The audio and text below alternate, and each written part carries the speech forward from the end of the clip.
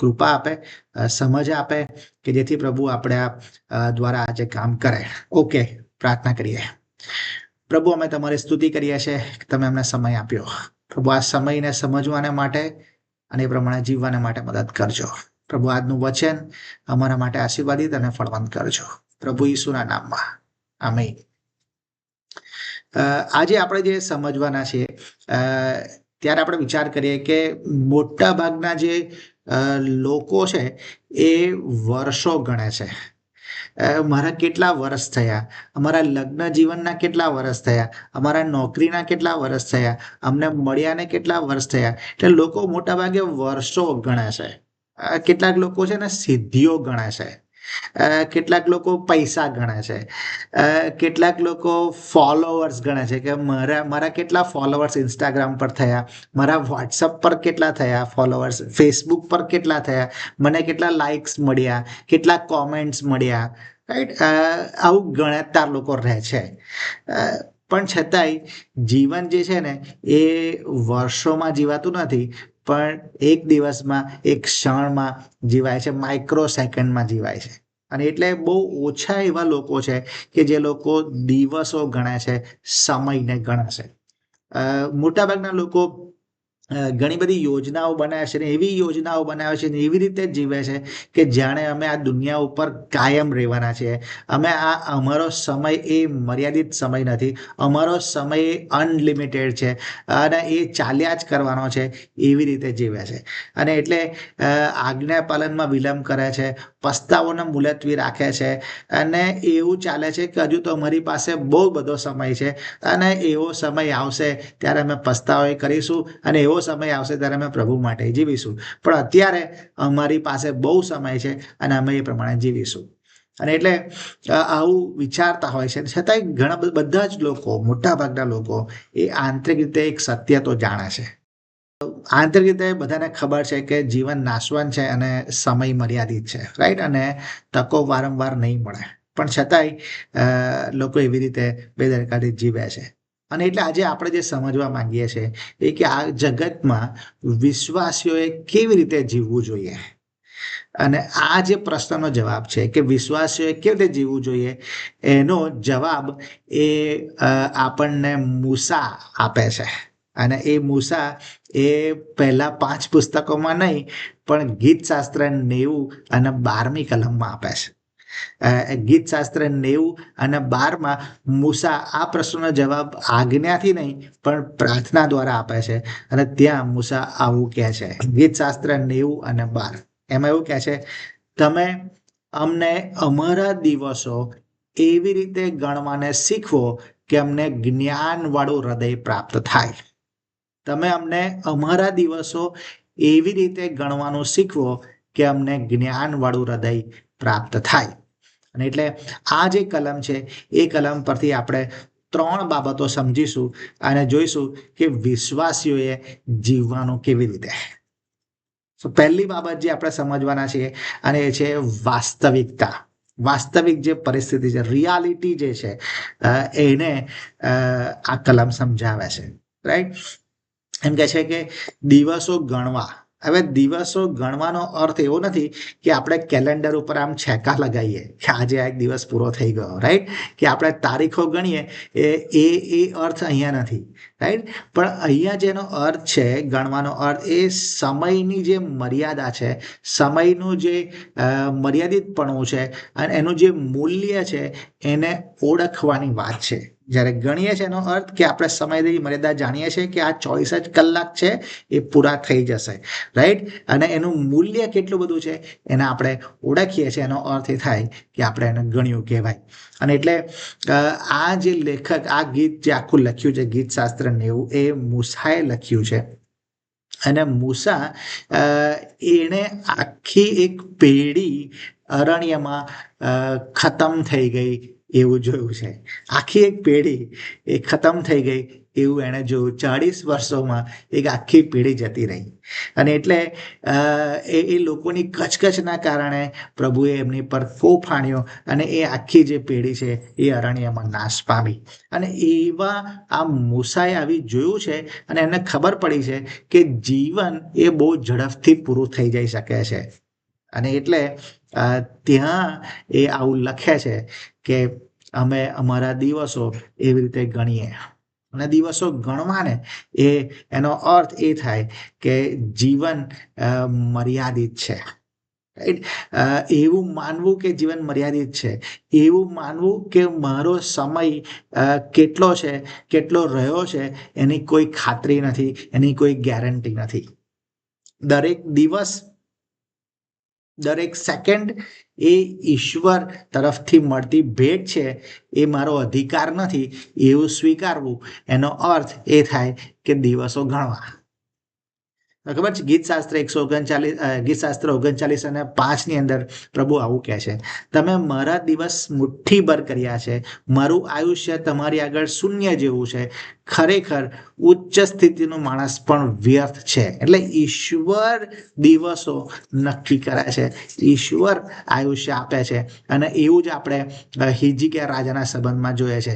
હિજકિયા રાજાનો સમય પૂરો થઈ ગયો, પણ પ્રભુએ જ્યારે પ્રભુએ હિજકિયાએ પ્રાર્થના કરી ત્યારે પ્રભુ એની પ્રાર્થના સાંભળી અને એના આયુષ્યમાં 15 વર્ષ ઉમેરી આપ્યા. જીવન અને મરણ, દિવસો એ ઈશ્વરના હાથમાં છે. ઈશ્વર તરફથી મળતી ભેટ છે, આપણો અધિકાર નથી કે આપણે બહુ સારું જીવીએ એટલે હું લાંબુ જીવું, એવું નથી. ઈશ્વરના હાથમાં છે. આમ મૂસા કે જેણે પ્રભુના માટે 6 લાખ લોકોની આગેવાની આપી, એનું પણ મરણ થઈ ગયું. દુનિયાનો કોઈ માણસ એ પોતાની જાતે જીવી શકે નહીં. અને ત્યાં આગળ આપણે મૂસાના માટે વાંચીએ છીએ પુનઃનિયમ 34:5 અને 6 ની અંદર કે ઈશ્વરે પોતે એની દફન વિધિ કરી. રાઈટ. એટલે ઈશ્વરના હાથમાં છે. પણ એલિયા અને હનોકને પ્રભુએ લઈ લીધા. રાઈટ. સો બાઇબલ જે આપણને શીખવે છે ને એ દિવસ ગણવા સંબંધી તો આ છે કે આપણે સમજીએ, કે આપણે માનીએ કે જીવન મર્યાદિત છે. બીજું કે આપણો સમય એ કેટલો રહ્યો છે એની કોઈ ગેરંટી નથી. અને ત્રીજું કે દરેક સમય, દરેક સેકન્ડ, દરેક દિવસ એ આપણને ઈશ્વર તરફથી મળતી ભેટ છે, આપણો અધિકાર નથી. પણ તેમ છતાંય બાઇબલ એવું અહીંયા શીખવતું નથી કે આપણે મરણની બીક રાખવાની નથી. રાઈટ. આપણે મરણથી બીવાની જરૂર છે. એટલે આપણે મરણથી બીએ, ડરીએ એવું શીખવતું નથી, પણ આપણને સમયનો જે છે ને આદર કરવાનું શીખવે છે. આપણે સમયને પારખીએ અને સમય પ્રમાણે જીવીએ ને એવું આપણે સમજીએ, એવું આપણને પ્રભુ આથી શીખવે છે. આપણે બેદરકારીવાળી જીવનશૈલી નહીં, પણ આપણે સમયને સમજીને એ પ્રમાણે ચાલીએ ને, હેતુપૂર્ણ ચાલીએ, હેતુપૂર્વક જીવીએ, વાસ્તવિકતા સમજીએ કે આપણો સમય એક દિવસ પૂરો થઈ જશે અને આ જે સમય આપણને મળ્યો છે એ સમયમાં આપણે બગાડ ના કરીએ, પણ એ સમયનો આપણે વ્યવસ્થિત ઉપયોગ કરીએ, સદુપયોગ કરીએ. એટલે જે વિશ્વાસીઓ છે ને એ પાપ કરવામાં સમય નહીં બગાડતા, પણ શેમાં સમય બગાડે છે? વિલંબ કરવામાં. આજ્ઞાપાલન મોડું કરે, પસ્તાવો મોડો કરે, પ્રતિબદ્ધતા આપવામાં ઉતાવળ ના કરે, એમાં મોડું કરે. એટલે મોડું આજ્ઞાપાલન, મોડો પસ્તાવો, મોડી પ્રતિબદ્ધતામાં આ વિશ્વાસીઓ સમય બગાડે છે. અને એટલે આજે આપણે પોતાને પ્રશ્ન પૂછવાની જરૂર છે કે હું કેવી રીતે જીવું છું? શું હું એવી રીતે જીવું છું કે સમય બહુ કિંમતી છે, કે સમય એ કશું મારા હાથમાં છે એવી રીતે જીવું છું? કેવી રીતે હું જીવું છું? સમય ઈશ્વરના હાથમાં છે એ રીતે હું જીવું છું, કે સમય મારા હાથમાં છે એવી રીતે જીવું છું? હું સમયને કંટ્રોલ નથી કરતો, ઈશ્વર સમયને કંટ્રોલ કરે છે. રાઈટ. અને એટલે મારું જીવન એ પ્રમાણેનું હોવું જોઈએ, ગણવાનો અર્થ આ છે. ઓકે. બીજું જે આપણે અહીંયાથી સમજીએ છીએ અને છે કે મૂસા એ કહે છે કે અમને શીખવો. એટલે એ રિક્વેસ્ટ છે, પ્રાર્થના છે. રાઈટ. અને મૂસા એ પ્રાર્થના કરે છે જે આપણે બધાએ કરવી જોઈએ કે પ્રભુ અમને શીખવો. મૂસા અહીં એવું નથી કહેતા કે પ્રભુ અમને સમયનું સંચાલન કરવામાં મદદ કરો, એવી પ્રાર્થના નથી કરતા. પણ મૂસા એવું કહે છે કે અમને શીખવો, અમારા દિવસો ગણવાને અમને શીખવો. આ જે સમયની સભાનતા જે છે ને, સમયનું જે જ્ઞાન છે એ સ્વાભાવિક રીતે આપણીમાં આવી જતું નથી. એ ઈશ્વર દ્વારા શીખવાની જરૂર છે. એ ઓટોમેટિક આપણી અંદર નહીં આવી જાય, એ આપણે શીખવું પડશે અને ઈશ્વર પાસેથી આપણે એ શીખી શકીએ છીએ. જ્યારે આપણે એ કહીએ છીએ કે પ્રભુ અમને એ શીખવો, ત્યારે આપણે એ નમ્રતા સહિત પ્રભુની આગળ જઈએ છીએ. આપણને ઈશ્વરની સૂચના, ઈશ્વરનો શિખામણ, ઈશ્વરનો બોધ, ઈશ્વરનું ઉત્તેજન, ઈશ્વરનો ઠપકો, ઈશ્વરની પ્રેરણાની આપણને જરૂર છે. જો એ નહીં હોય તો આપણે ભટકી જઈએ છીએ. અને એટલે જ્ઞાન એ ચાલાકી, હોશિયારી કે માહિતીથી ભરપૂર હોવું એ નથી. બુદ્ધિશાળી હોવું એ જ્ઞાન નથી. જ્ઞાન એ છે કે ઈશ્વર દ્વારા નિર્દેશિત જીવન. હું દરરોજ મારું દરેક પગલું ઈશ્વરની સૂચનાથી લઉં છું, એ જીવન છે. એટલે બધા ઘણા લોકો, ઘણા બુદ્ધિશાળી લોકો એ જીવનને બગાડે છે, પણ સામાન્ય લોકો એ ડહાપણયુક્ત જીવે છે, કારણ કે એ ઈશ્વર પાસેથી શીખે છે. આપણે એક કલ્પના કરીએ. માની લો કે તમે કોઈ એક એવી જગ્યામાં ખોવાઈ ગયા છો અને ભટકી ગયા છો, પણ એ જગ્યામાંથી તમારે બહાર નીકળવા માટે તમારી પાસે નકશો તો છે, પણ તમે ત્યાં ભટકી ગયા છો અને નકશો પણ તમારી પાસે છે કે એમાંથી બહાર કેવી રીતે નીકળી શકાય. પણ એ નકશો તમને વાંચતા કે એને સમજતા આવડતું નથી, તો શું થાય? તમે બહાર આવી શકો? નકશો છે ખરો, પણ એને વાંચતા ને સમજવા નથી આવડતું, તો બહાર ના આવી શકાય. એવું જ જીવનનું છે. આપણું આ જીવન એ ઈશ્વરના શિક્ષણ વગર, ઈશ્વરના જ્ઞાન વગર, એ આ જીવન, આ જગતમાં પાપી જીવનમાંથી બહાર આવી શકાય નહીં. આપણી પાસે છે ખરું, બહાર નીકળવાનો રસ્તો છે ખરો, પણ જો એ જ્ઞાન ઈશ્વર પાસેથી ના આવે તો આપણે કદી પણ એમાંથી બહાર આવી શકતા નથી. અને એટલે આપણે વિશ્વાસીઓ તરીકે દરરોજ આ પ્રાર્થના કરવી જોઈએ કે પ્રભુ, મારે આજે કેવી રીતે જીવવું મને શીખવો. આજનો દિવસ મારે કેવી રીતે પસાર કરવો મને શીખવો. આજે મારા માટે કઈ બાબતો મહત્વની નથી એ મને શીખવો, કઈ બાબત મહત્વની છે એવું પ્રભુ મને શીખવો. આ દરરોજ મારી પ્રાર્થના હોવી જોઈએ. અને પહેલું આપણે જોયું વાસ્તવિકતા, સમય એ મર્યાદિત છે આપણો. અને બીજું આપણે જોઈએ છે કે આપણે પ્રાર્થના કરવાની જરૂર છે કે આ મર્યાદિત સમયમાં આપણે જીવીએ કેવી રીતે. અને ત્રીજું જે આપણે જોઈએ છે એ રિઝલ્ટ છે, પરિણામ છે. શું કહે છે કે અમને જ્ઞાનવાળું હૃદય પ્રાપ્ત થાય. હવે આ જે પરિણામ છે એ ઈશ્વરની ઈચ્છા છે, ઈશ્વરની અપેક્ષા છે, પણ એ આપણી બી હોવી જોઈએ કે પ્રભુ, મને જ્ઞાનવાળું હૃદય પ્રાપ્ત થાય. પણ બહુ ઇન્ટરેસ્ટિંગ વાત અહીંયા એ છે, અવલોકન બહુ જબરદસ્ત છે. અને બાઇબલ અહીંયા શું કહે છે કે મને જ્ઞાનવાળું હૃદય પ્રાપ્ત થાય એવું લખ્યું છે. ત્યાં નથી લખ્યું મને જ્ઞાનવાળું મગજ પ્રાપ્ત થાય, ત્યાં મને જ્ઞાનવાળું માથું પ્રાપ્ત થાય એવું નથી લખ્યું. શું લખ્યું છે? મને જ્ઞાનવાળું હૃદય પ્રાપ્ત થાય. અને એટલે ઈશ્વર એવું નથી ઈચ્છતા કે આપણે ઘણી બધી કલમો મગજમાં રાખીએ, ઘણી બધા મંતવ્યો મગજમાં રાખીએ, ઘણી બધી બાબતો એ મગજમાં રાખીએ, પણ એ એક્શનમાં આવવી જોઈએ, મારા હૃદયમાં આવવી જોઈએ. અને એ ઈશ્વર ઈચ્છે છે.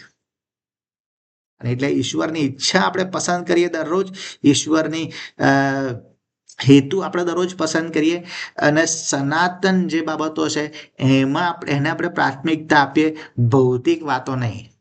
બીજા અર્થમાં આપણે અનંત કાળને ધ્યાનમાં રાખીને જીવીએ, અનંતકાળને ધ્યાનમાં રાખીને જીવવાનું છે. એટલે જ્ઞાની જે હૃદય છે એ હૃદય ઈશ્વરને પ્રેમ કરે છે, આજ્ઞા પાલન ઝડપથી પસંદ કરે છે, સંપત્તિ કરતા, ભૌતિકતા કરતા લોકોને વધારે મૂલ્યવાન ગણે છે, આત્મિકતાને વધારે મૂલ્યવાન ગણે છે, અને અનંતકાળના પ્રકાશમાં એ જીવે છે.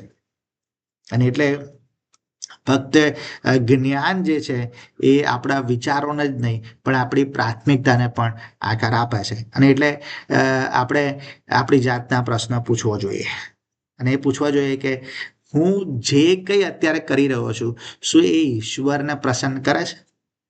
ઈશ્વરને ગમતું છે? હું અત્યારે જે કંઈ કરી રહ્યો છું, શું એનું મહત્વ અનંત કાળમાં છે?